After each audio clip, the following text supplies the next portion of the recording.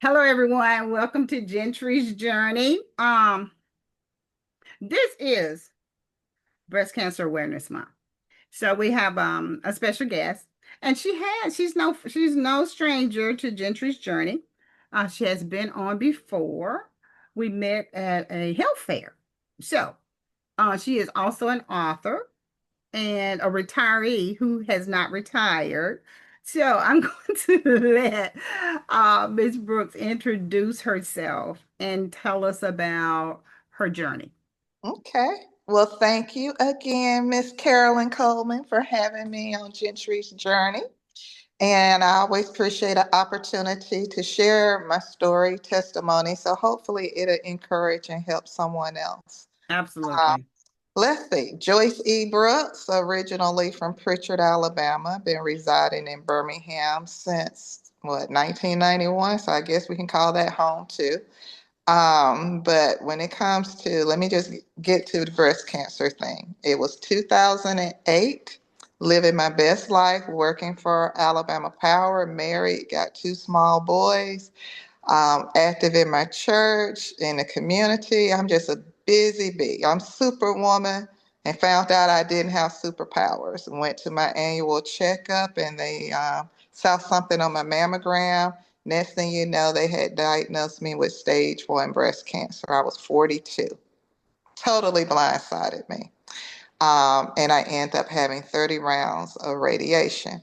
But what really opened my eyes during anytime someone is diagnosed with any illness, okay, but in my case with breast cancer, I didn't see it coming because I had no signs or symptoms. But I will encourage everybody, and even males need to get it now. Get checked every year.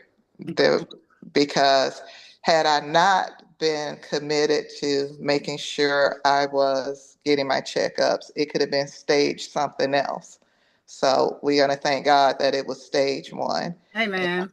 And I Amen. did do the 30 rounds. And even after the 30 rounds, months after that, I ended up with shingles because the immune system had been compromised. But I'm going to say, in my case, being diagnosed with breast cancer caused a lot of growth, spiritual growth, personal growth in me because it allowed me an opportunity to step back and really assess what's important. And that's faith, family, and fun because Mhm. life is short. That's true. Faith, family, and fun. I did make some changes health wise following that diagnosis. I ended up losing almost 20 pounds. Start reading labels, start getting sleep. And I think above all, because I ended up writing self inflicted overload during this time because journaling and writing was therapeutic to me. I realized maybe I'm in this condition because I'm doing too much. I'm taking care of everybody and everything, but I'm not doing a good job of taking care of myself. Mm-hmm. So we made it through. And Okay.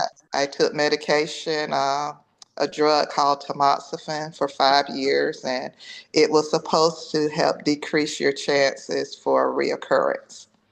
Well, I guess it did for 5 years. But in 2019, I was diagnosed with breast cancer again Okay. and was blindsided because once again, there was no signs or symptoms, but I continued to every year have my checkup. Okay. And this time it was in the same breast, and they said radiation wasn't an option. So they recommended a mastectomy, Mm-hmm. which I can say when people say they're grieving, it's not always because a loved one has died. Sometimes you grieve when a part of your body got to change or what you expected to happen didn't happen. You could be grieving a job True. promotion. You thought you True. were going to get a promotion, you didn't get it. Now for the next 6 months, you got attitude. Well, I was grieving the loss of my sense of security that cancer was gone, and Mm-hmm.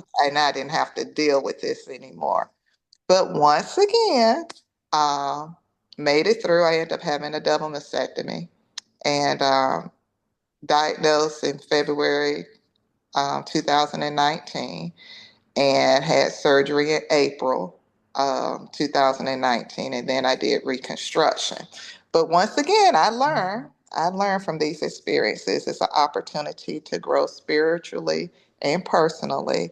This time, it made me realize that in life you're going to have shifts. SHIFT. It may not always look like it's a shift when things occur, but if you look back over your life, you'll see that the Lord brings you through seasons for different reasons and at different times. But I always say the key thing, He's bringing you through. Amen. So He brought me through the diagnosis in '08. He brought me through the diagnosis in 2019. And all the other ups and downs that life offers us, it's just another opportunity to see His hand at work. Just trust and believe that He's going to bring you through this one too, so that you can tell somebody how good He is. Amen. Amen. Amen. Yeah, but if I was talking to the younger version of myself, the 42 cancer diagnosis person, I would tell her, slow down, put yourself first on your to-do list, Mm-hmm.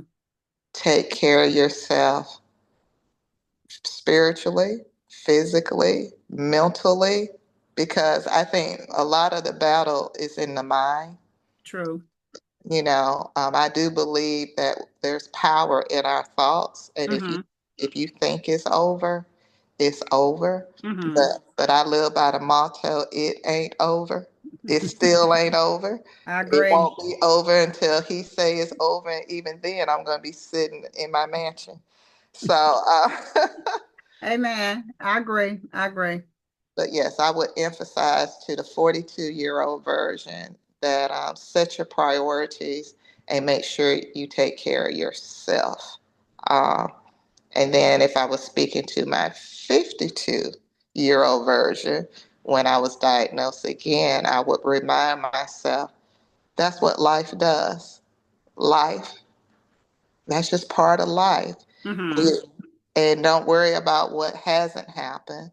When it does occur, you pull on all your resources, all your strength, all your prayer, and you get ready to go through it. Life is going to happen. We assume that when you say you believe in God, nothing's never going to go wrong. Things do happen, but you have to decide how are you going to respond to it. I can't control, perfect example, who's on Pennsylvania Avenue right now, True. just messing up stuff. Mm-hmm. That's my opinion, just in case somebody else likes them. Mm-hmm. Um, but at the end of the day, I can only control what is in my zip code and my address. Sure. And worrying about things that have not occurred can contribute to affecting your health. So that's what I would tell my 52-year-old self. You don't control nothing. Just deal with it when it occurs and know that you got a history of the Lord showing you He'll bring you through. That is so on point. I, when you say that, I say that a lot. We control nothing. We can try, we can think, we can feel as though we got it going on, things are going our way, but it doesn't take but one slip, and I mean a physical slip. You might slip on a floor. You walk that floor all the time. You slip on that floor, then you start having hip pain. You start having leg pain. You start having knee pain, and then you can't walk the way you want to for a while, or things change, and then you're like, well, what happened? It doesn't take but a minute. And I often tell people, we don't know what we're walking around here with. We're just going through the motions. And it's okay to it's okay to think that things are going well, But until you bite that bitter pill or swallow that bitter pill or find out that you ate something you shouldn't, then you have a whole change of heart and of mind. And so I often tell people, don't get too haughty. Don't get too up on yourself because I've seen a lot of sick people in my 40 years of nursing that were doing just fine. And then life happened. Some are, I mean, like you say, when we go through something, we're not really expecting it, and we're going to, why me? I've heard a lot of patients, why me? I did this. I did this. I did all the right things. Why me? And I was like, you can be a testament to someone else. We don't know why you're in this position, but we know that if you fight through it, you can be a testament to someone else. It might not be just about you, it may be about other people around you. And they were like, oh, I didn't think about it that way. And I said, you got too much on your mind. Let's get this through. Let's get over this. It's okay to have your pity party. I'm not gonna tell you not to, because that's not even fair. Right. Because like you talk about this, grief, the stages of grief. It doesn't have to be the loss of a loved one. It can be the loss of anything. And you know, and I gotta go through this. Never in my life do it. I think I would have to go through this. And I was like, I don't think anybody paints the picture of their future of having an illness. I just don't think anyone does that. So, now that it's here, let's deal with it. And, after a while, like the next day, they will start to come around. They'll start to receive what I have to say. And not that I'm preachy. I just want to encourage people, because if you have, like you say, it begins in your mind.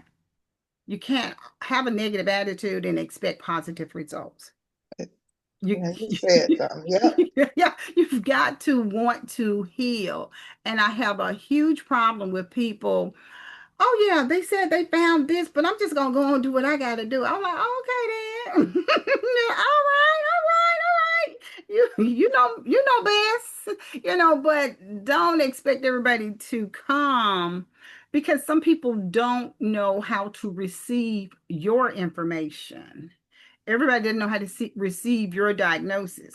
They hate it, but they don't know how to approach you. Now, did you find that situation happen with one or both of your diagnoses? Well, the first time, like I said, I was so blindsided. I didn't even talk about it. Even when I was going through radiation, I could have took short-term disability during those 6 weeks, but I continued to go to work because I'm thinking I'm woman and I don't want nobody to know my business. And I don't know why I approached it like it was something to be embarrassed about, like, oh, I got cancer. What did I do? And all. So I was real, real quiet about it. And then, I mean, I didn't even share it with my church family until after everything was over with. But in the Hmm. back of my mind, I was thinking, everybody who say they praying for you don't spell it the same way. Isn't that the truth? You They do not. I've seen it and heard it, and know, I've been shocked by it. right. So the first go round, I was off the grid. I was in Hmm. my own little world. It was just me and my family, my sisters, um, giving me support and encouragement. I didn't make it public at all until Hmm. after everything was over with.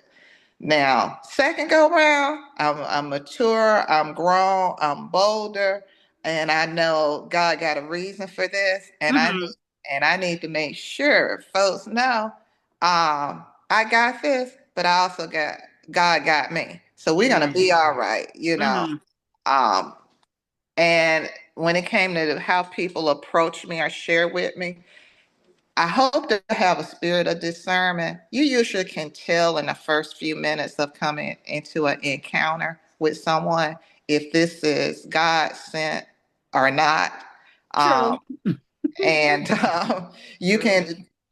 can gracefully, make a person aware because everybody don't even believe in God. Even Yes. for me to take that approach because I was told, well, why don't you just go holistically, drink your green juices and all that. Because I heard this and I heard that. And I'm like, yeah, I can drink some green juice, but these people have gone and done research and everything, and I don't want to play with that. God did not tell me don't get, normal treatment. He didn't tell me to drink green juice, so I'm Mhm. not going to listen to you. Uh, but you meet all kinds of individuals. But it's funny that you cross paths with people after this journey. I was at Sprout Saturday and I saw this lady who had a breast cancer awareness shirt on in the parking lot, and engaged her. I said, "Excuse me, are you a survivor?" And she said, "No, no, my cousin is, and she's a three-time." I'm like, "What? Three-time? Three? Don't say three." I'm like, Lord, I did too. But even in that conversation, that was a perfect example that she testified about how her cousin has come through each time and the different things. And it was an encouragement to me, True, you know. true. And I find it best if you don't know what to say, don't say anything at all. Because I wear my breast cancer hat all the time. And every now and then people will ask me, are you a survivor? I said, no, I'm wearing this and I'm wearing this for other survivors. I mean, but I wear mine year round. I said, because you never know. Um, I can usually look and tell an individual that is going through something. I don't intrude. Someone was saying, you see her? She got her mask on. She got the hat pulled down over her ear. I said, I see someone who probably got a diagnosis and they just probably had their first or second round of chemo. And so she has her hat on. She has it down toward her ears because she doesn't want it to come off. And she has a mask on to protect her and you. Okay. And they were like, I never saw it like that. I said, when you've been a nurse for a while, you pick up on clues that people have. I said, she doesn't owe any of us an explanation, but she wants to come out. She wants to just shop to get her mind off of what's going on. But she wants to protect herself at the same time. And so we need to be kind of cognizant of certain things and people's mannerism about different things. So, and be respectful. Just be respectful because just like you, a lot of people don't tell until they're either in the middle or that they're finished Yeah, with their treatment. And that's because they have to rationalize it in their own mind that I'm going through something I never thought I'd go through before. right, right, So it's okay to be private, but most people once you're there love a living testimony. They need to hear that, but still has to be on that individual's time frame. right, Everyone is different. I often tell people don't push people beyond where they're ready to go right. because Because it is a grieving process. It's just Mhm. like grieving because you be in denial, then you're negotiating with God. I mean, you go through all anger, Yes. why me, Lord, all that.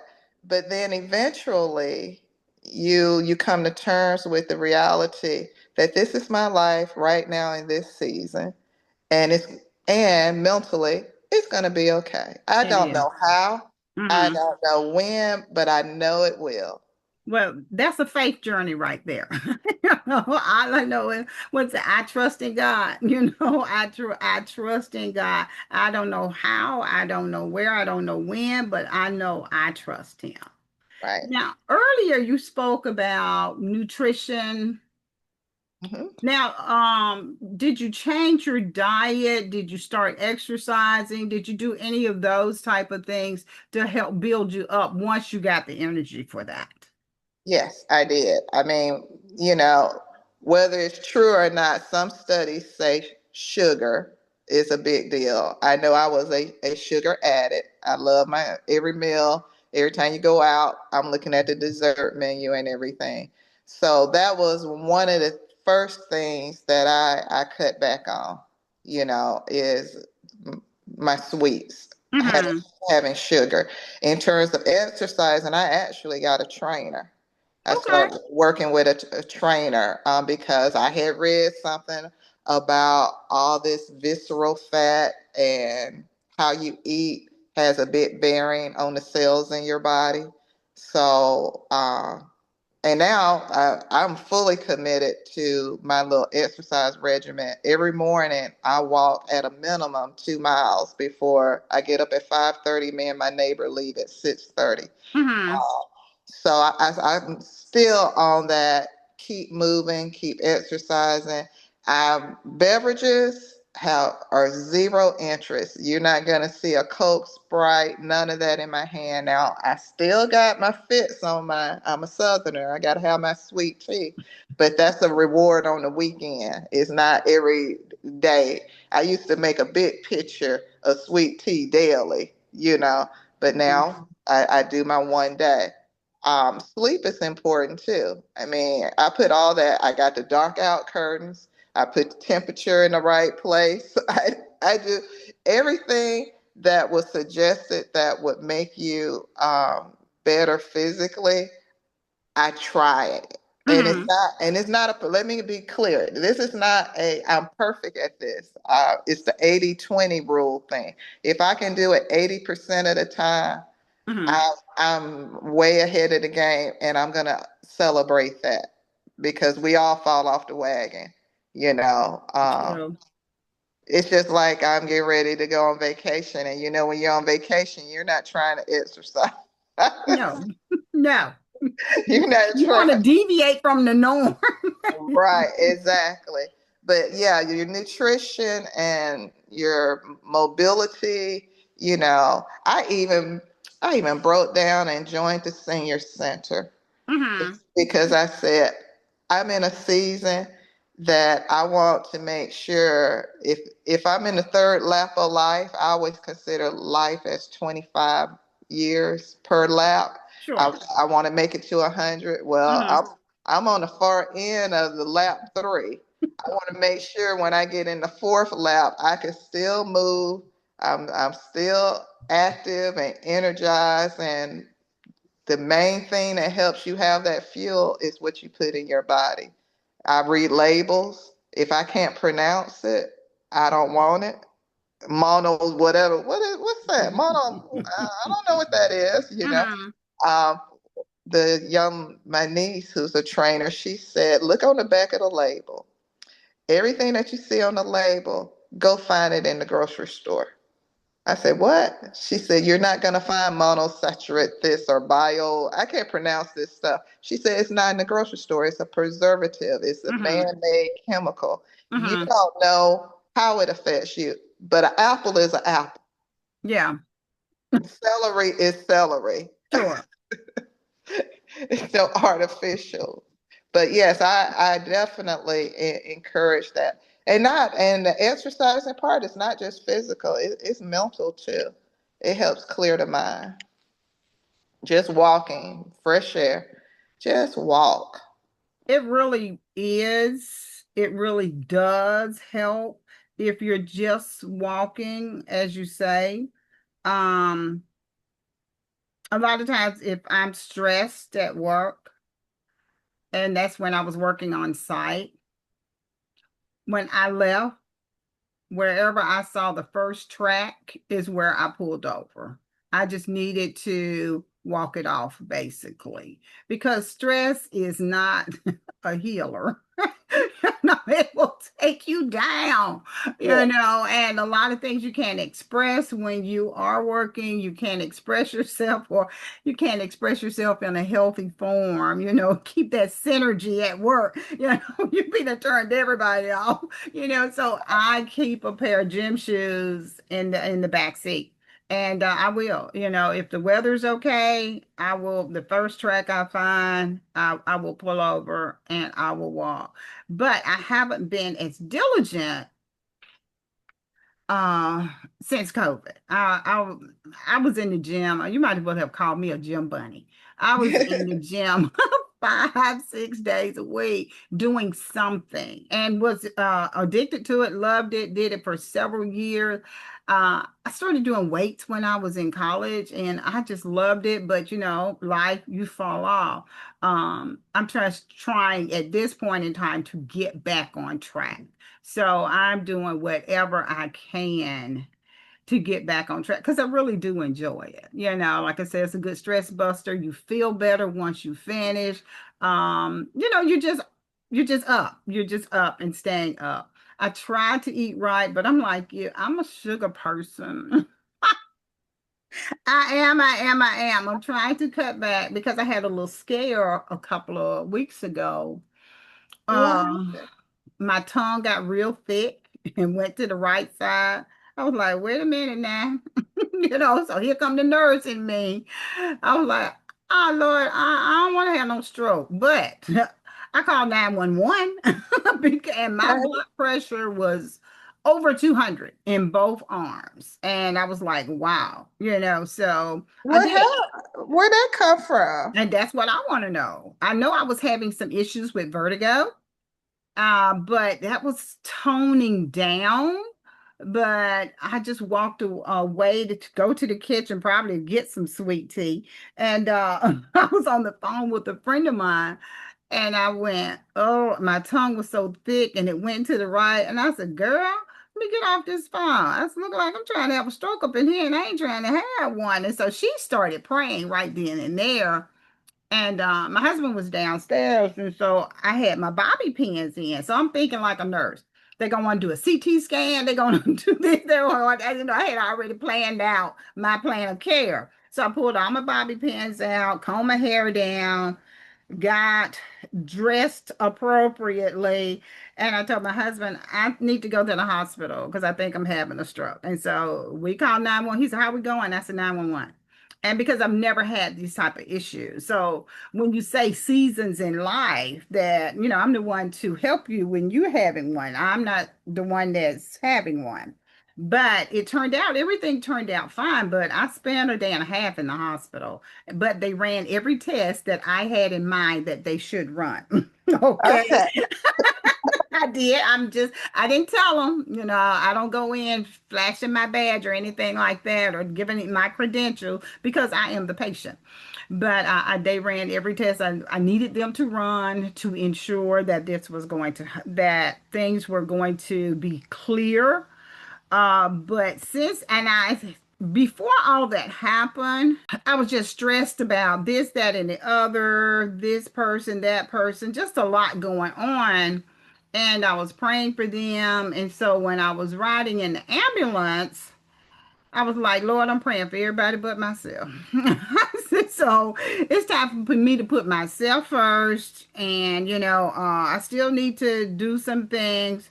But, I can't have all this weight on me because it is too much. You're carrying weight that you really don't need to carry, but when you love your family members and your friends and they're going through some, not just hiccups, they're going through some things that are pretty tough, you can't but help but to reach out to them and try to support them and encourage them. And I was like, wait a minute now, somebody got to be strong and well around here.